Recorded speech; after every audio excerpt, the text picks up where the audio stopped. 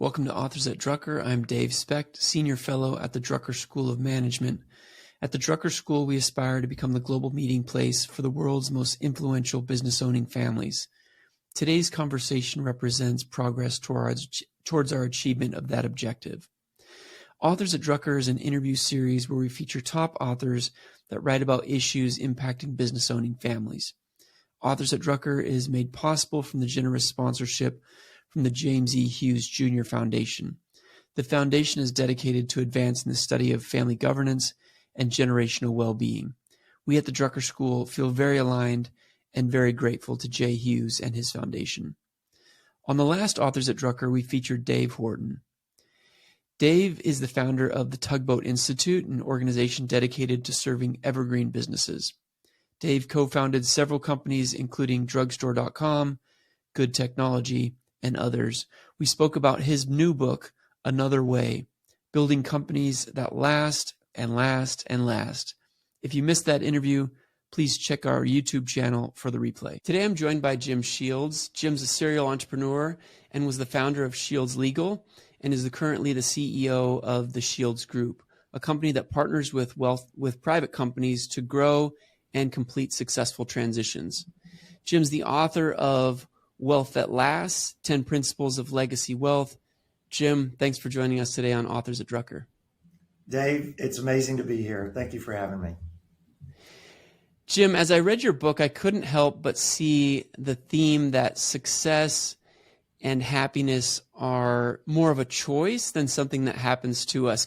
Maybe you can just let us in on how you define success and happiness in your own life. Getting personal right out of the gate here. Yeah, man, you are diving right to the core. Happiness is on one hand kind of complicated, but on the other hand, it's really actually very simple. And I use sometimes, Dave, as an illustration. A couple years ago, I ran across a friend of mine, and it was on a Friday, and he said, "We made it." And I said, "What are you talking about? We made it." And he said, "It's Friday. We made it through the work week, so now I can enjoy the weekend." And I literally said, "Can we talk for a few minutes?" And we had the conversation about every day is a gift. Every day is a joy. Every day is an opportunity to do something good in the world, follow your passion, and achieve happiness. And if you're living your life 5 days of, I can't wait till I get to Friday, and then Sunday night, I can't believe the weekend's over. Now I got to go back to work instead of I get to go back to work. That's not a life filled with happiness, right? Yeah. So my definition of happiness,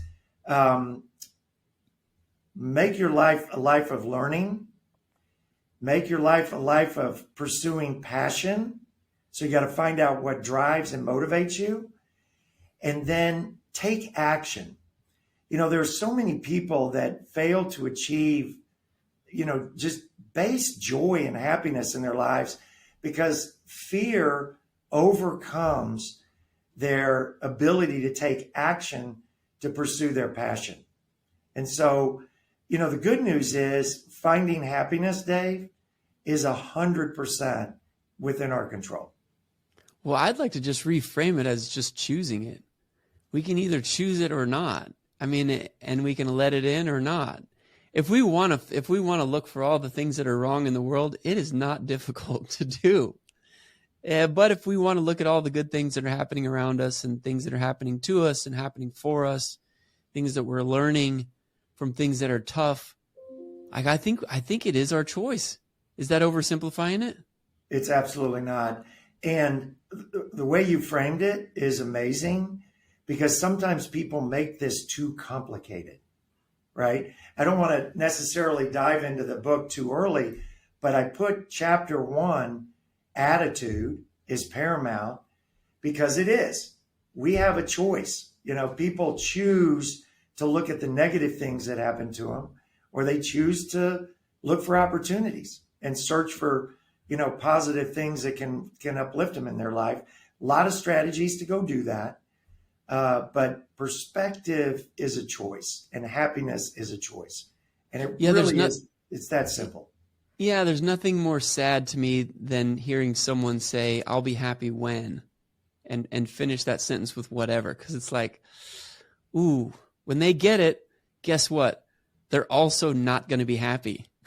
There's no arrival at happiness. It's the journey of life and figuring out what we're learning, what we're experiencing. That's where the joy is. I want to go back, and you talked about taking action. So I work with multi-generational family companies, and as I get out into the second and the third and the fourth generation, I find that they oftentimes struggle to be as clear in making decisions and taking action as the founder was. There's some fear there of, well, I might make a mistake, or I might mess this up, or whatever. You work with similar families to me, multi-generational family companies. What is it that we can do to encourage the rising generation to lean into taking action versus over analyzing everything and wondering if we're going to get it wrong? Yeah, that's such an interesting question. And on the one hand, it's almost family specific, Dave, but on the other, it's really not. So what we've seen, and I've experienced, because I've gone through, we're in the middle of a generational transfer of our kind of family foundational businesses right now. And what I've found, both with families and personally, that the next generation, Dave, they have to be aligned on the why, the values, but not necessarily on the what.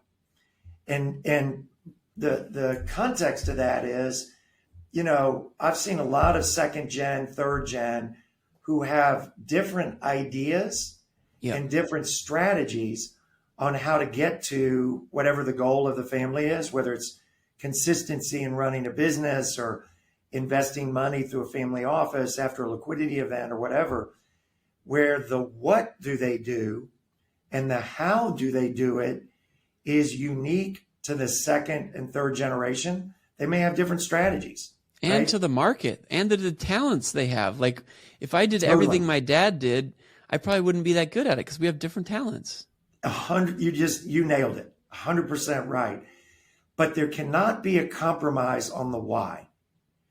And what we find is a lot of the families that are working through generational transfers, succession planning, transitions, is that they're late in communicating the why. Why are we doing this, right? Let's talk about family values. The communication around, here's what our family brand stands for. Here's what we want to be known for. Here's what I expect you to teach your kids about managing generational wealth. You go do it differently. The how and the what are we going to do is a little bit different, but the consistency in the fabric and the foundation of generational transfers is consistency around the values, which is always answering the why question generationally with consistent answers. That's I think the families that I've found that are successful is they're consistent on values.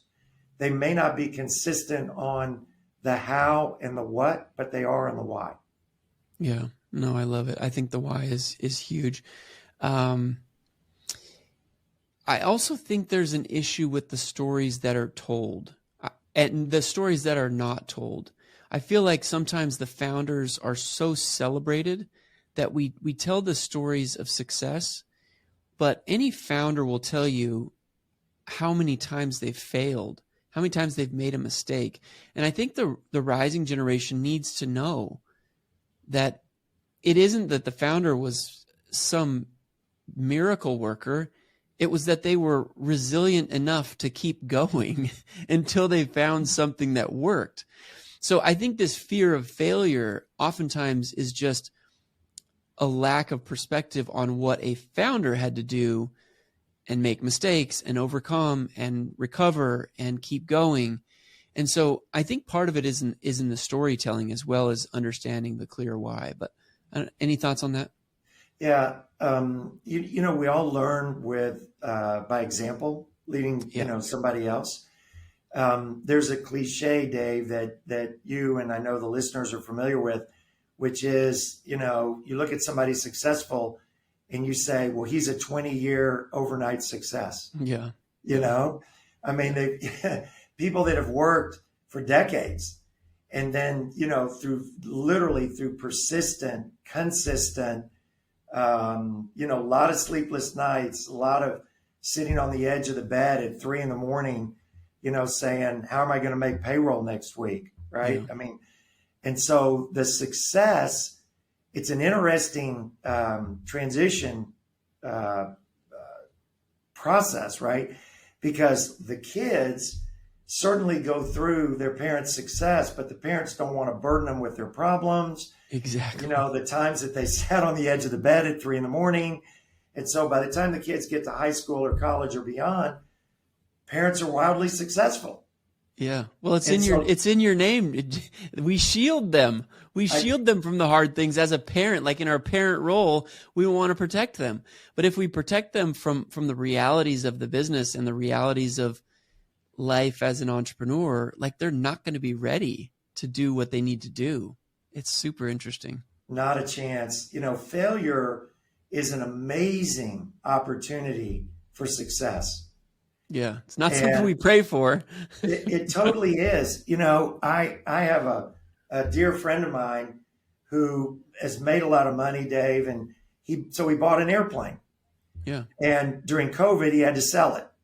Okay. And he told me the story of his 14-year-old son, the first time they got on the airplane on a commercial flight and they were sitting in first, and his 14-year-old son looked at him and said, Daddy, why are all these people getting on our airplane? Right? And so he told that story with a recognition, I've made it easy for my kids not to fail. And so this was 7-8 years ago, and he undertook a pretty radical change in the way that he's raising his kids now. Yeah. Because, people have to fail to get to success. If they don't fail, they don't learn. If they don't learn, they don't grow. So the smart parents who are generationally successful don't micromanage the kids and give them opportunities to fail. Yeah. Because failure is an opportunity for growth. It's not an opportunity for criticism. Yeah. That's the storytelling. Yeah. And I have 6 kids, Jim. And so I've realized that what my kids are going to inherit is the expectations that I create for them. And a big part of that is their lifestyle expectations. And guess what? Someone else is going to have to manage the expectations I've created for my sons and my daughters. And that has really brought me back to, okay, what do I really want to do for my kids?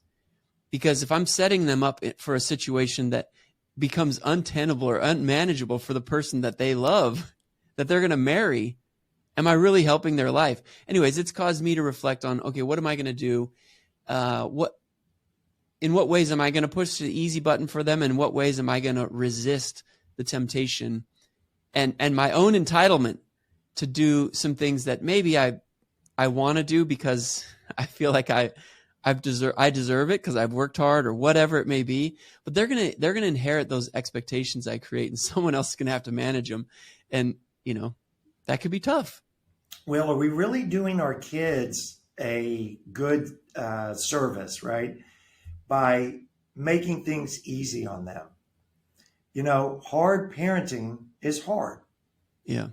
It's difficult, right? But value, transferring values and instilling values. I have the joy, Dave, of having 3 amazing kids and now 3 grandkids. And I'm watching my kids interact with the grandkids, their children, using the same kind of talking points, that I used literally 30 years ago, 25 years ago. And I just sit back and smile. I don't know if they were right or wrong. I've got amazing kids who are great leaders and successful in their own right. So we did something right? But that generational passing of values is, that has to be learned. Yeah. It has to be experienced. It really almost can't be taught, has to be learned.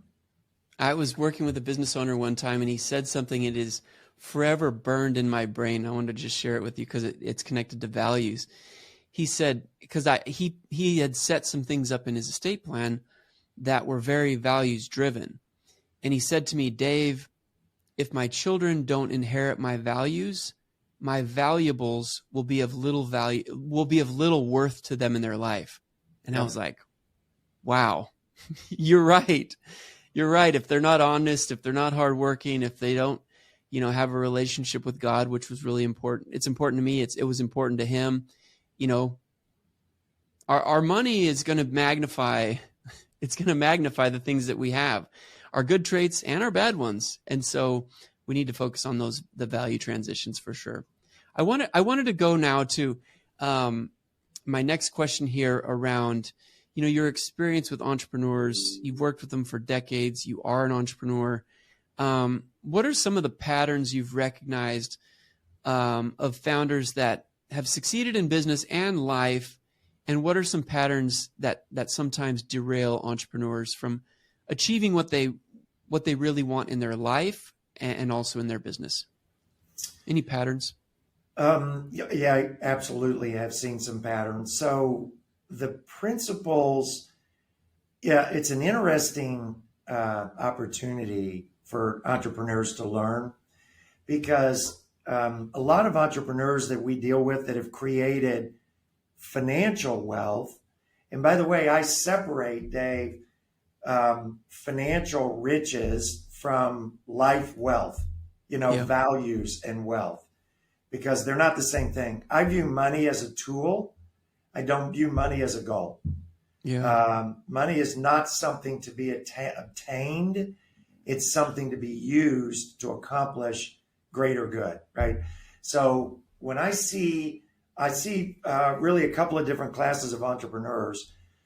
One class, which is very familiar, is they work hard, they build a business from scratch. It's based on passion and commitment.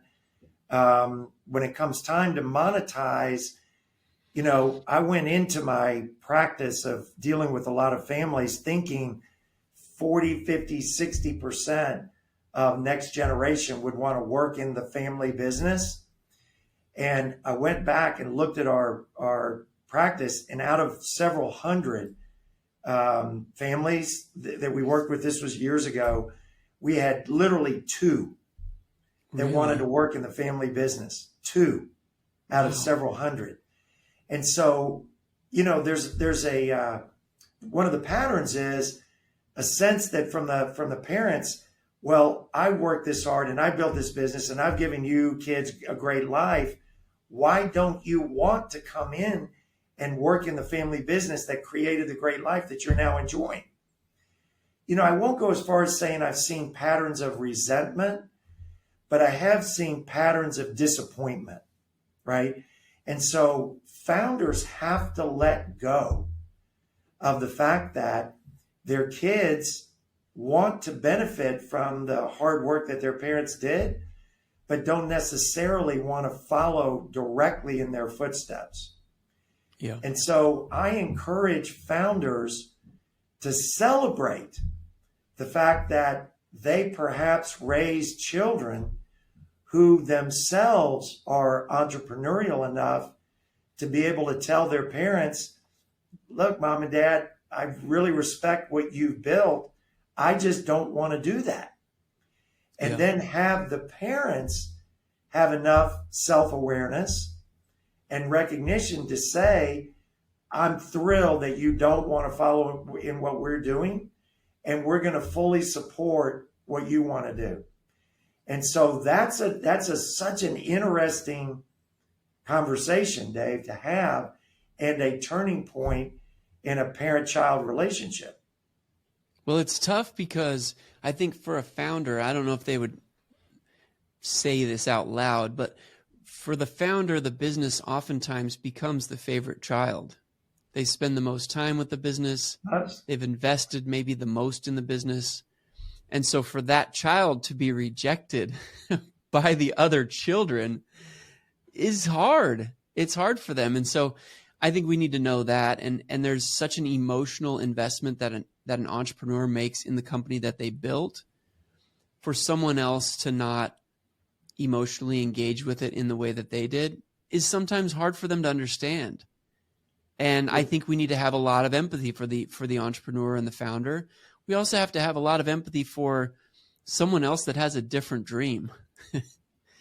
and let them dream and let them chase their own dreams. I use the word celebrate. Okay. We need to celebrate.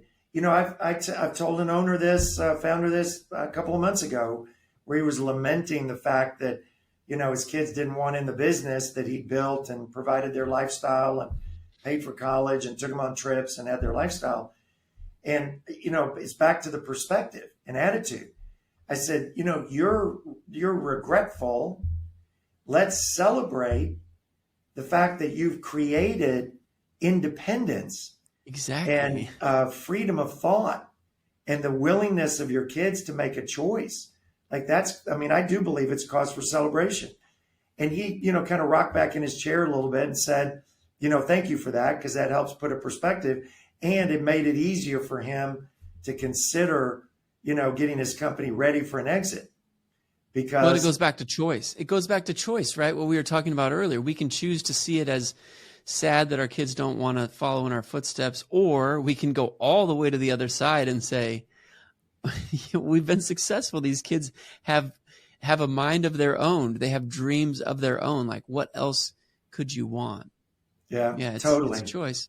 So, from a storytelling, I had a friend of mine really just hit me last week. I actually did a blog post on it literally today, Dave. Okay. And he made the comment to me over lunch. He said, children will maybe pay attention to what you say, but they will absolutely watch what you do. Yeah. And so, I've thought about that in the last week as almost a paradigm, a headline, a billboard for let's act in a way that sets an example. And if part of that as an entrepreneur, we act independently, right? We act without a lot of governance. We act, in a way that we think is going to be best decisions, even though a lot were wrong. We learn from those. Yeah. And if we act that way and our kids have watched that for decades growing up, why would we think that our kids are going to do anything other than be independent and be free thinkers? And instead of lamenting or regretting that, they followed in our footsteps in many respects by acting. No, I love the reframe. I love the reframe. So I before we started the recording, I told you there's one of these chapters in your book that just lit me up, and it was the one on radical responsibility. At the same time as I was reading your book, I'm listening to the audio book, Extreme Ownership by Jocko Willink, the Navy SEAL. And I think there's a lot of similarities in the principles about not making excuses. How do you think about radical responsibility? And maybe do you have a story to tell about how you really embraced it or adopted it? I am a huge accountability and accepting responsibility person. And frankly, I'm vocal about insisting on that, starting with family, but on our businesses. People sometimes ask me, do you want good news or bad news first? And I say, always bad news. One, I expect people to deliver bad news quickly, professionally. But the second is, I always tell people, if you've made a mistake, you have bad news, it needs to be accompanied with a solution. Yes. Because it's always a learning. The way I look at radical responsibility, Dave, it's a matter of exercising freedom to learn and grow and choose an outcome. Victimization is the same thing as saying, not my fault and not my problem. It's the other guy over there. Yeah. Even though their conduct may have impacted me, It's not my problem. The second you do that, you abdicate responsibility, but you also abdicate the opportunity to change your circumstance. Yeah. Because you're essentially saying that guy did it to me, and therefore I can't do anything about what happened to me because it's the other guy's fault. And I just fundamentally don't agree with that. I don't believe it. If somebody wants to take control of their life, the first thing you do is accept radical responsibility for everything that happens. I'm going to share two really quick stories. One is one of my kids came home years ago. He's in high school. They're all grown now. And he said, "Hey, Dad, I was rear-ended as sitting at a stoplight." And I said, "Okay, whose fault was it?" And he said, "Well, it was the other guy who hit me." And I said, "Well, you chose to be at that stoplight at that point in time, at that moment when the guy hit you. Do you accept any responsibility?" And he kind of looked at me and he said, "Well, yeah, I guess if I wasn't sitting there and made the choice to be there, then I wouldn't have gotten hit." And I said, "Thank you." Might have been 1%, Dave, or 2% or 5%, Yeah. but it wasn't zero. And the other story that I tell, and I'm being a little long-winded, bear with me for 30 seconds. All my kids played competitive sports. One of my kids was in select baseball. They went to a tournament, and he lost every game. The team did. At the end of the tournament, they all got medals. And he came over and said, "Dad, look what I got." And he showed it to me. He was 14, 15. And I said, "I want you to turn around and give that medal back to your coach." And he said, "Why?" And I said, "Because you didn't earn it. You worked hard, but you didn't get the results." So he turned it back to the coach. He was the only kid that did that. And he was mad at me for a week, days. And after he grew up, he remembered it. And he said, that was a turning point in me accepting responsibility and accountability when I didn't work as hard as I could have and when I did. And now he's an amazing business leader and insists on accountability and extreme responsibility for all of his direct reports and all of that. Responsibility is an opportunity to enjoy success and exercise control over the outcomes. And I say, look in the mirror. Why would we ever cede control of what happens to us by blaming somebody else? Doesn't make sense to me. Yeah. So I think radical responsibility is just taking ownership and therefore regaining control over the decision-making we make over our own lives. I love it. So that's my opinion.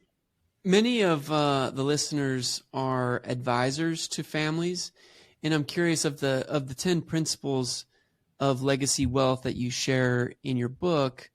Is there one that stands out that would be of greatest value to the advisor in their quest to help business owners make decisions for their business and for their family?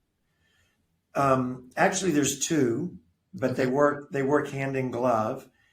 I believe that attitude and perspective, Dave, is the one side of the gratitude, which is the other side of the coin.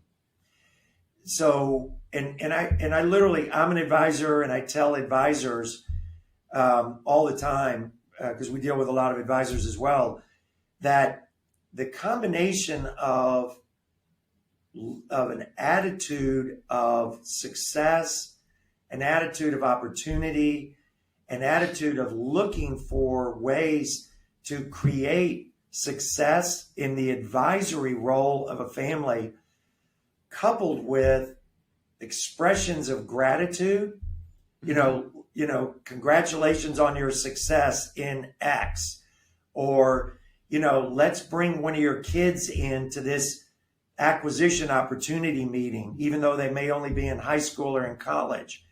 We're grateful that they may be in a finance role or taking accounting in college or whatever. That the combination of intentional, methodical, looking for opportunities and perspectives around success, coupled with looking for opportunities to express gratitude and it may not be using that word gratitude, but advising the founders, let's look for opportunities to create appreciation for the CEO of one of our companies, or, bringing one of our kids in, as an opportunity for them to be successful and watch kind of what you're doing. That's an attitude for what I view as the combination of attitude for opportunity and gratitude for success. And so I tell people with deliberation, let's go focus on that. Yeah. Solutions come from accepting gratitude and using that as an opportunity to view anything that happens, good things, bad things, as an opportunity for success. So that's where I always start, and would advise, counsel people to start. Yeah, I think the gratitude principle is an interesting one. Is you look at your own life and go through a day, and if you feel like the day is not going great, typically it's because you haven't focused enough on what's going good, And so I like to think there's a lot of families that I work with that worry about raising entitled children. Mm-hmm. And I talk about entitlement and gratitude are incompatible roommates. They can't live together. And so whether it's my own entitled feelings or my kids, if I can ramp up the gratitude, it pushes entitlement out of the room. And so I love the principle of gratitude. Yeah, they can't coexist. It's interesting, Dave. Through the years, I've had multiple people say, I've watched you with your family, and I want you to bring that passion and commitment and values and help me with my family. And, you started this question with what to tell advisors. Authenticity is really important when dealing with family offices, the trust and authenticity. And families that are financially successful and what I call wealthy in values successful are looking for advisors who themselves practice the principles that the families are looking for. Yes. And so the advisors need to start with values-driven decisions, optimistic perspective, looking for opportunities for success, coupling that with gratitude for generational transition, all of those things, because families, family offices, certainly successful families, want alignment with their advisors on a values basis. So I would say practice that first before you even get in the room with the families, because they're going to be, authenticity is a big deal. I totally agree. It's important. One of the things that I love about family-owned businesses is that it seems like they're much more likely to be to overtly live their values and even communicate those through some of their business practices. Why? We've talked about values already, but why is it important that our values are visible? Whether at home, at home you've talked about it a little bit, but that our values are visible in everything that we do.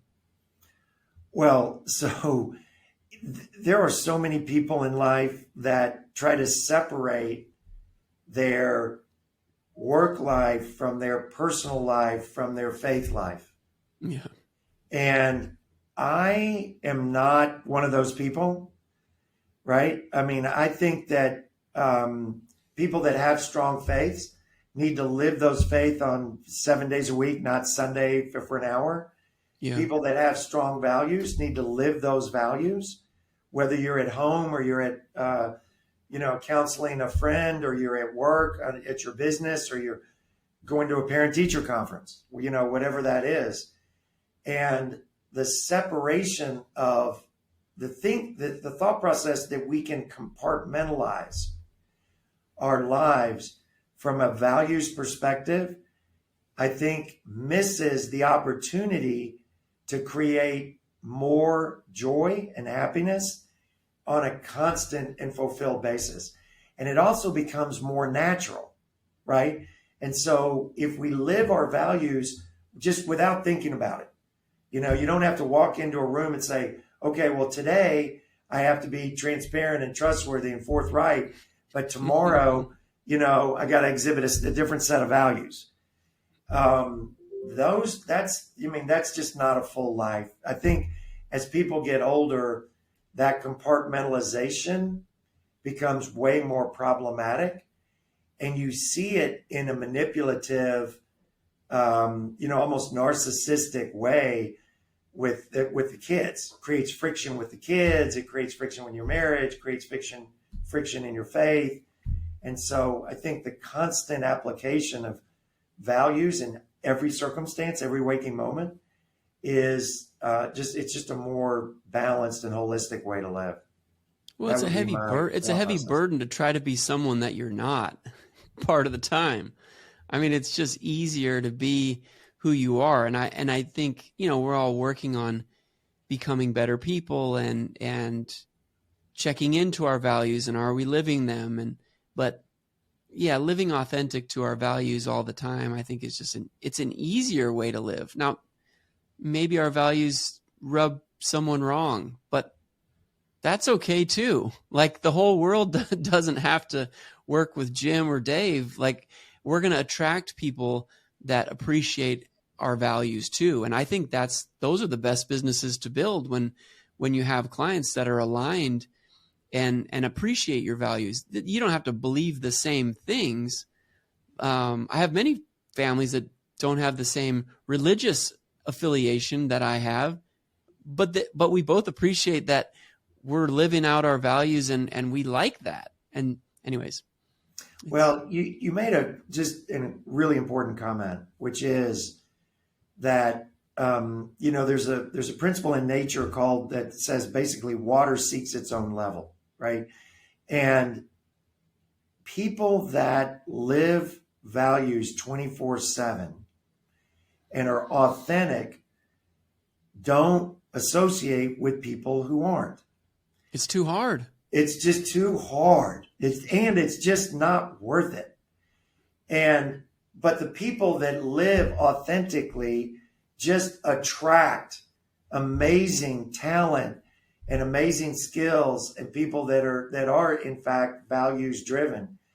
And so the good news is we have a choice, right? Yeah. That's the whole premise of why I wrote the book, which is we can choose. And I've had people, talk to me and say, such and such is a great friend, but, he doesn't really share my values. I never do a deal with him, but I would go on vacation with him. And I thought, I think to myself, and I've actually expressed this, why are you separating those? Like, is he really that good? He or she really that good of a friend if they don't share your values, but you like to go, on a weekend, whatever to Cabo with them? Like, or is that really what you want? Or do you want people that lift you up constantly? Yeah, it seems wild. You do a business deal with you wouldn't do a business deal with someone, but you would expose your wife and your children to that person on a vacation. I know. That's crazy. It's so common. Yeah. And Dave, the world is full of amazing people. Yeah. The minute we say, that person doesn't share my values, I'm going to go look for somebody that does. I promise you'll find them tomorrow if you look for it. Yeah. Likely they'll find you. Or they'll find you. Yeah. There's a syndrome out there called the red car, the theory of the red car. Have you ever heard of this? No, teach me. Okay. So if I were to ask you, how many red cars did you see this morning, before we did this podcast? And you're like, I don't know. But if I were to ask you before we talk again, look for the red car. Yeah.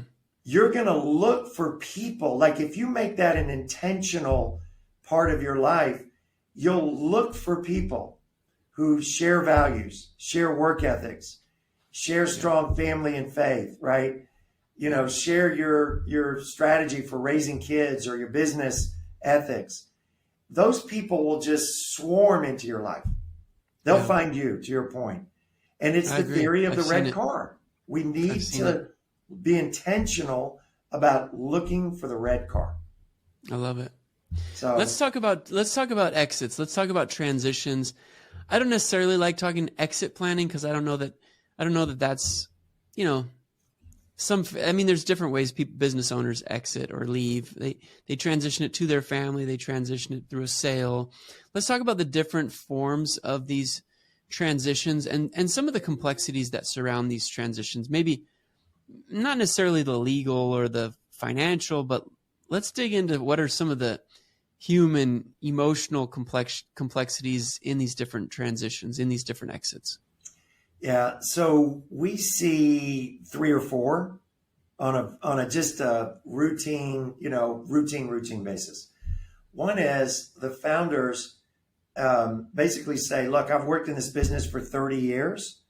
My identity is tied up. You called it third child, right? Yeah. My identity is tied up in this business. What am I going to do if I sell the company? Part of my personal Who am I is the question. Who am I? Exactly. And so, a lot of times we'll counsel founders, you got to go find something else to do. We'll repurpose them, put them on boards that, companies that we're involved in, things like that, to repurpose them. Interestingly enough, about half of the people that come to us for exit help are second gen because they want their parents to come enjoy the grandkids more, right? Or take trips and change lifestyle. So we see very often identity and self-worth tied up in the business, and how do they release that? Can I connect that one? Can I connect something to that one before you go to the second thing? Absolutely. So I think the key to that is focus on retiring to versus retiring from. So if we retire from something, we're leaving it. But if we retire to something and we have an intention to pursue, then I think it's healthy. I think when one is a loss and the other is a forward-looking, exciting adventure. You've worked with business owners that have exited. I mean, there's so many that are depressed and sad and wonder, did I do the right thing? And I think it's those that retire from or exit from rather than retiring to. And it takes work because, during a transition, oftentimes you're focused on getting the deal across the finish line. And there's so much time and energy spent. It does feel like moving from and moving away from. But my experience is unless we can quickly get them to pursue something else, it's really hard emotionally for them to navigate. Yeah, that exit, it's about change management. That exit. And I'm going to borrow that. Go for it. It's yours. It's a great way to frame it, Dave, because people have to transition to something instead of away from something because they view it as a loss instead of a gain. And I love the paradigm. That's a really great perspective. Thank you for that. But it's absolutely right. Let's go to number 2. Sorry to cut you off. Yeah. So number 2, we have resistance from a lot of founders to complete an exit because they don't know what impact that's going to have on their kids. Am I going to just hand my kids a big pot of money? What's going to happen after we're gone? Now, some of that can be handled with estate planning, but most of it has to be handled with a structural, almost an expectation management that, I'm not giving you this big pot of money. My expectation is if you want to use some of it to go create your own wealth or a project that does good in the world or that kind of thing, go do it. But the hesitancy is a lack of communication and a lack of structural planning for a liquidity event. And by the way, that's easily solved with some great advisors and great planning. I mean, that's pretty easily solved. But it's often omitted from the plan. I can't tell you how many people we deal with that are 70 years old and their kids are in their 30s. And, I sit down and say, okay, we're going to have a meeting with your kids about this exit. And they said, oh, we can't do that. Well, why can't we do that? And they said, well, we haven't talked to the kids about what the company's worth and how much money we're going to generate. And I said, they're in their 30s. Like, what's going on here? And so then we create a communication plan and a talking point and expectations for the future. And, we'll set this whole kind of, it really is a communication plan up. It is. And then we'll call a family meeting, create some governance, and run expectations. Sometimes bring in the grandkids, if they're old enough. But that's number two, huh? That's number two. That's number two. And you had a third one? The third one is almost a distant third. But whenever somebody gets generational wealth, not just wealth that, we hold, we've all heard the cliche, I want to be dead broke the instant I die, like I'm going to spend it down. If people have generational wealth where they can't spend it, there is this aspect of, well, I'm going to bypass my kids and I want to set up the grandkids for success. And that's a very, very interesting and complex conversation that a lot of founders have. And it ranges from, I've got some clients, Dave, they're going to have $300 and $400 and $500 million exits, and they have virtually no estate plan. The estate taxes are going to be $100 million, $150 million. And they're like, I'm going to be gone. What do I care?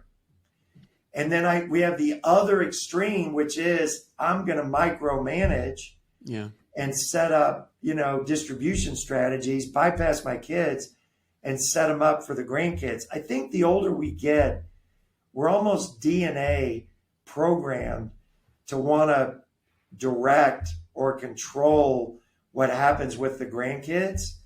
And we can micromanage that with structure, or we can directionally manage it with a values conversation. And I think the really successful families have used a combination of both.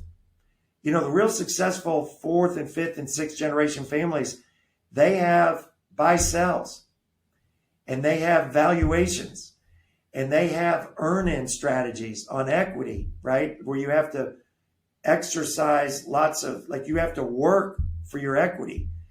And there's a lot of different strategies that can take. But my third kind of bullet would be, do people want to make this 100-year valuable organization? Or, are they going to just rely on the second gen, their direct kids, to manage it through successive generations?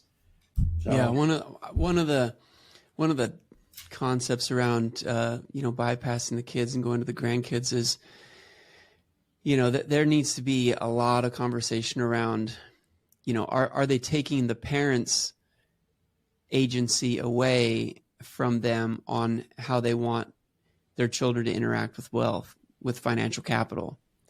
And there is nothing that will fracture a relationship faster than a founder that skips the parents and doesn't really involve them in the conversation and enriches grandchildren. Yeah. Oh, man. That's true. That's is brutal. Well, one of the ways we've found to help manage that transition, and the way we've managed it, is investment versus consumption. Mm-hmm. Where, and we advise families, your wealth is for preservation, for investment purposes, not to go buy another airplane or boat or vacation property or whatever the issue is. And so one of the paradigms that we use is, let's talk about investing the family, the wealth, the financial wealth, and the values wealth. Let's invest that versus consume that. And that conversation, Dave, tends to spur a lot of discussion around, what are the real values and how do we transfer values? How do we align our desire for the next generations to spend our money, consume it versus invest it, consistent with our values? It's a framework or paradigm that I've found effective in talking about this issue. So I want to give you another framing that I use, and it's this, and this is talking about the people. So, are you a creator or are you a consumer? And what I've learned about myself is that I'm happiest when I am over-indexed on the creation side and the consumption is dialed back. If I'm over-consuming, whether that's indulging, whether it's eating too much, whether it's spending more money than I should, like I actually don't feel good about myself when I'm consuming too much. But when there's a creation element, when I've developed something new, when I'm running down a project, like that leaves me feeling fulfilled.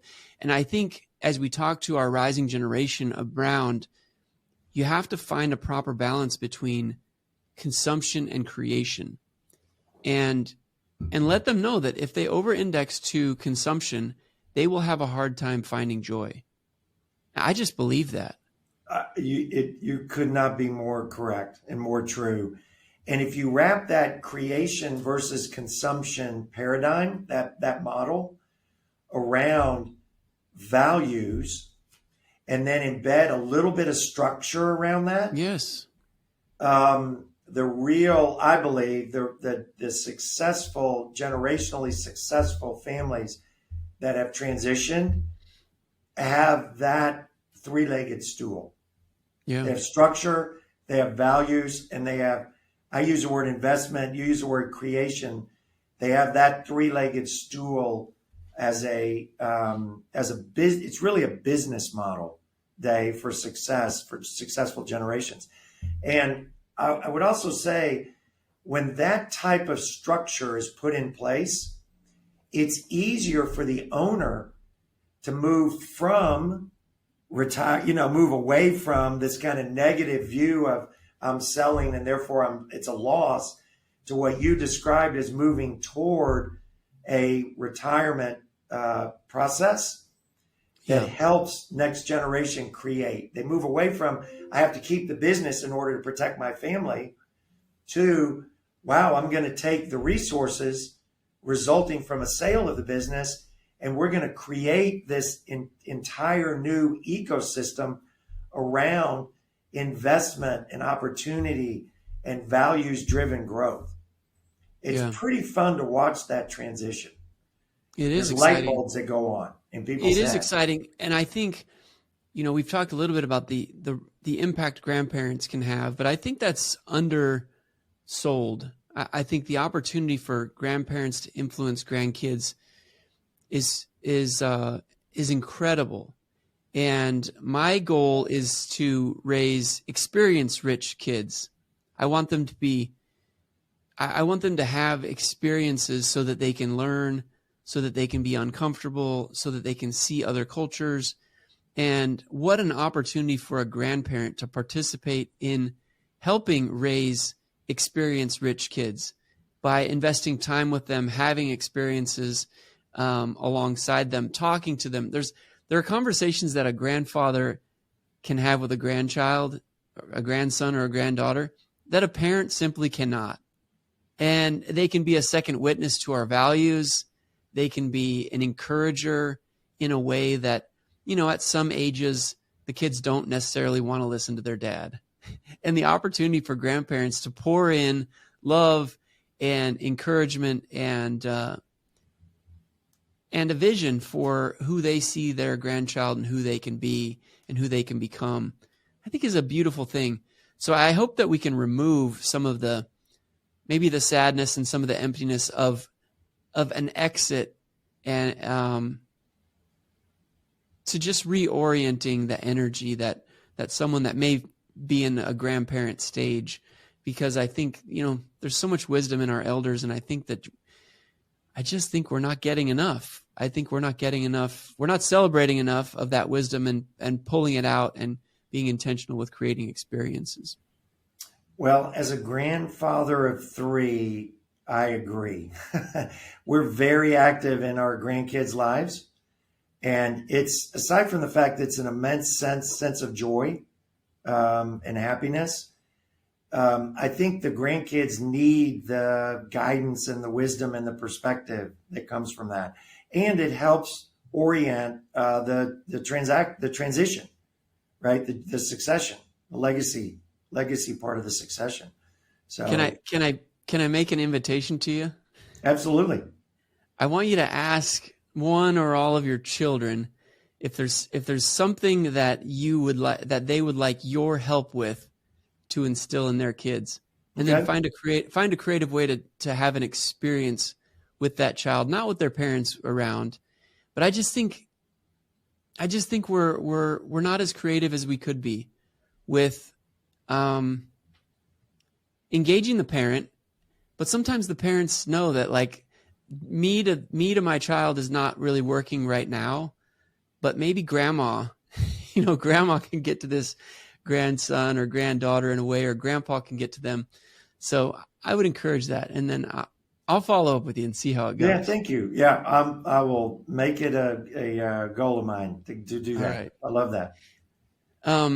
So our time is running, but I have a couple other questions before we close, if that's all right. Sure, of course. In one of the principles you discuss is one that surprised me a little. You talk about sitting on your hands. When I think about entrepreneurs, I wouldn't think of that as a group that sits on their hands very well. Can you tell us a little bit about what you mean by sitting on your hands and why it's important for building lasting wealth? Yeah. So real quick story. My father loved to fly. We had airplanes growing up, and he gave all of the kids pilot license he wanted us to share the joy. So I took lessons from a helicopter pilot, Vietnam helicopter pilot. This was back in the 80s. And part of the training, Dave, you wear a hood, and that hood is focused solely on the instruments. And he would put the airplane in radical positions, emergency positions, that you could only see if you raise your head up. Like, some would be pointing straight down, some would be, almost upside down, And when you're in an airplane and you're a skilled pilot, you can put planes in different positions and you won't feel it. It's not like a car. Yeah. And so he did that. And the first time I did it, I did it and I grabbed it and I started doing stuff and I made it worse. And so in an emergency situation, he looked at me when we got on the ground and he said, you have to evaluate your circumstances first. Figure out the best course of action second, and then act. And he said, now sometimes you have to do all that in 1 second. Sometimes you do that in 5 seconds. Sometimes you have a whole day to do that. But the reason I put that in the book is I've been involved in numerous situations where the first response was a response that was either wrong or it was an overreaction to a situation. Words were exchanged and you can't unring that bell. Yeah. With partners or with your spouse or with kids. And so, my personal practice, and has been for 30 plus years, is the proverbial sit on your hands. Okay, if I want to react or overreact, sometimes I just take a deep breath. People will be in meetings and I'll take 5 seconds. Other times I'll say, I'm going to get back to you tomorrow. Yeah. And so the proverbial sit on your hands doesn't mean wait a week or a month, because entrepreneurs don't like doing that. What it means is the first response may be the best, but it may not be the best. And those first responses can't be, that bell can't be unrung. Yeah. And so make your first response the right response and your best response. And that may require a second, 10 seconds, an hour, a day, as the circumstances present themselves. And this has been a really valuable lesson for me. And I'll be in meetings and somebody will say something that's provocative, and I'll look over at a partner, a friend, a client, and I'll say, we're not going to respond to that right now. Thank you for sharing. We'll get back to you.